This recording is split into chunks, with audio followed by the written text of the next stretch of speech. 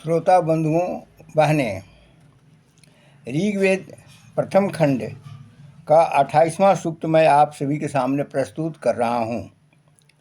इस सूक्त का ऋषि सुनह, शेप हैं एवं आदिगर्ती हैं। ये दो ऋषि हैं, देवता इंद्र हैं, यज्ञ हैं और सोमादि हैं। यानी इंद्र देवता है, यज्ञ जो यज्ञ होता है, यज्ञ से भी लोगों को लाभ मिलता है। देवता उसे कहते हैं जो दिव्य पदार्थ देते हैं, अतः यज्ञ भी देवता हैं। और सोमादि यानी सोमादि यानी सोम रस जिससे उत्पन्न होता है, यानी चंद्रमा से जुड़े हुए जो तत्व हैं वो सभी जो हैं और वो सभी देवता हैं। और छंद गायत्री है, अनुष्टप है।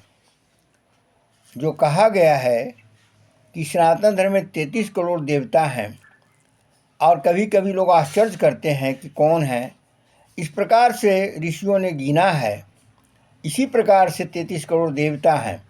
और जब एक बार ओम 33 कोटि देवताभ्यो नमः कह देते हैं तो सभी देवताओं का पूजन नमन हो जाता है। तो अभी मैं आपको 28वां सूक्त पर बोल रहा हूँ। बीच में यह विषय रखना आवश्यक प्रतीत हुआ, इसलिए मैं रखा।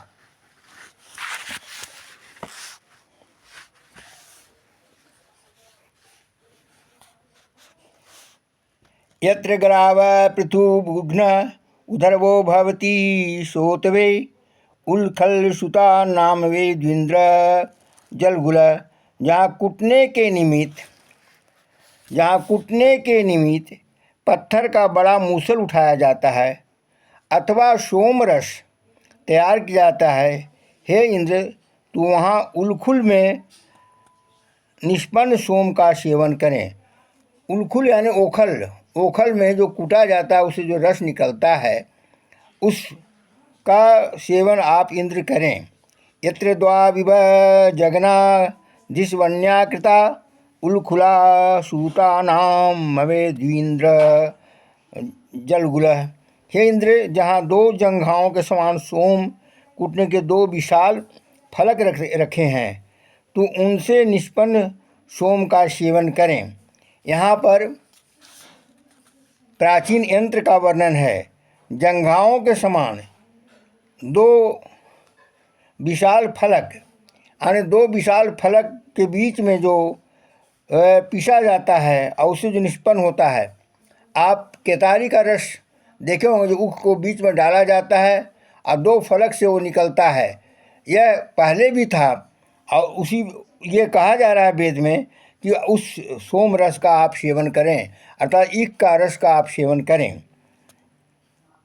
यत्र नार्थ पच्य वपु पच्यवम च शिक्षते उल्खुला सुतानाम अवैद्वीन्द्र जलगुल। हे इंद्र, स्त्रियाँ जहाँ कूट पीस कर सोम को तैयार करने का अभ्यास करती है, उस यज्ञशाला में तो निष्पन्न सोम का सेवन करें। यानी जहाँ स्त्रियाँ तैयार करती हैं सोम रस, उसका आप सेवन करें।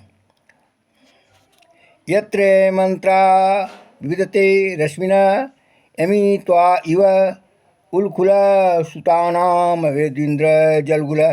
इंद्र, जहाँ सारथी अश्वों का लगाम की भांति मथानी की रस्सी से बांधकर मंथन करते हैं, तो उस स्थान पर सोम का सेवन करें।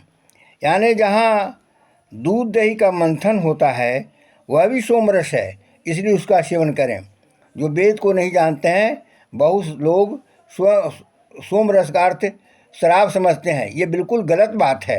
आप इसको पढ़ने के बाद आप समझ जाएंगे कि सोमरस जो है, जो चंद्रमा के प्रभाव से जो फलों में जो रस होता है, जो वस्तुओं से जो रस निर्मित होता है, वही सोमरस है। और रस जो है लोग सेवन करते हैं तो ताकतवर होते हैं। बार बार लोगों को कहा गया है कि देवताओं को सोमरस अर्पण करें, स्वयं भी सोमरस का सेवन करें। यह चुदी तम गृहे गृह उल्खुलक इंजते यह धूम्यतमं बल जयतामीव दुंदभी। हे उल्खुल, प्रायः घर घर में तुझसे काम लिया जाता है, फिर तू हमारे ही घर में विजय दुंदभी की तरह तीव्र शब्द कर। यानी ओखली से कहा जा रहा है श्रद्धापूर्वक कि ये तुम्हारा हर घर में काम तुमसे होता है, लेकिन तुम हमारा यहाँ जो है तीव्र शब्द कर, यानी अगर श्रद्धा से कुछ काम आप करेंगे तो वह काम पूरा होगा, यह बात यहाँ पर चरितार्थ होता है। उत अस्मते वनस्पते बातो भी बाते ग्रमित अधो इंद्राय पातवे सुन सोम मुलुखल।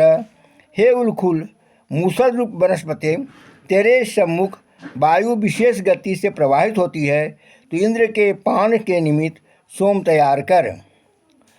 अयाजी बाज सातमा ता हुचा विजुभूत हरि इवांधसी बपसता।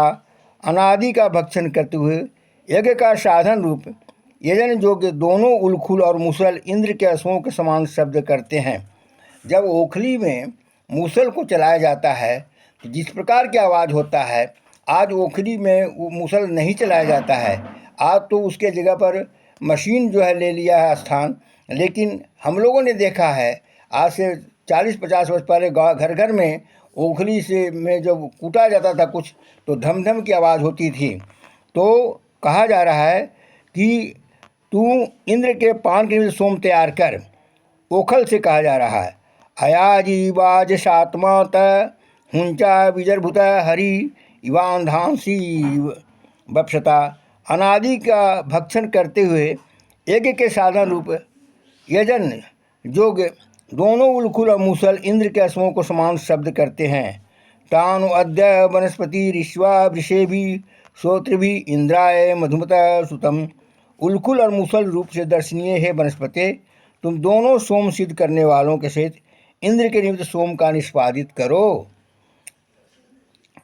उच्छिष्टम चंबोर्भर सोमम पवित्र आसृज निधेहि गोरधि त्वचि। उलकुल तथा मूसल द्वारा तैयार किए गए सोम को पात्र से निकालकर पावन कुशासन पर रखो तथा छने हुए को पावन चरण पात्र में रखो। यानी जो सेवन करना है, जो इंद्र को अर्पण करना है, उसे पवित्र ढंग से रखा जाए, उस सोम रस को पवित्र ढंग से रखा जाए। धन्यवाद। जय सनातन।